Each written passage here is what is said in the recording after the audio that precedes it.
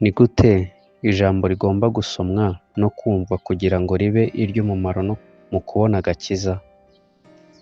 Kugira ngo ijambo ribe iry'umumaro mu kubona agakiza, tugomba kuryitaho dufite umwete, kwitegura no gusenga, kuryakirana ukwizera n'urukundo, tukaribika mu mitima yacu kandi tugakora ibyaryo mu buzima bwacu.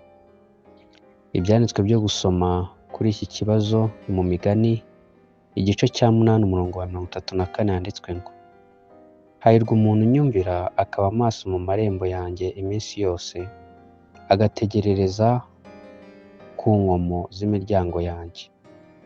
Petero wa mbere igice cya 2 umurongo wa 1 n'uwa 2 handitswe ngo: nuko mwiyambure igoma ryose n'uburiganya bwose n'uburyarya n'ishyari no gusebanya kose, mumere nk'impinja zivutse vuba, mwifuza amata y'umwuka adafunguye, kugira ngo abakuze abageze ku gakiza.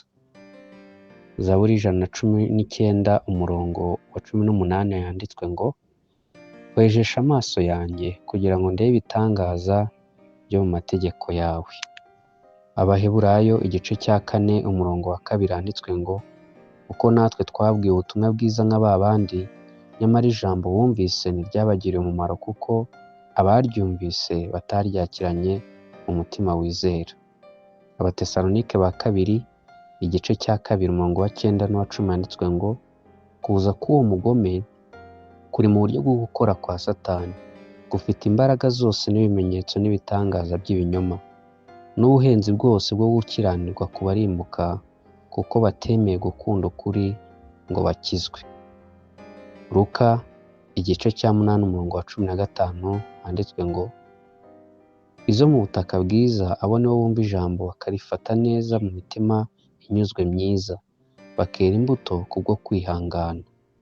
Ndetse na Yakobo igice cya 1 umurongo wa 25 handitswe ngo: ariko uwitegereza amategeko atunganye rwose atera umudendezo, agakomeza kugira umwete wayo, atari uwumva gusa akibagirwa ahubwo ari uyumvira, niwe uzahabwa umugisha mu byo akora.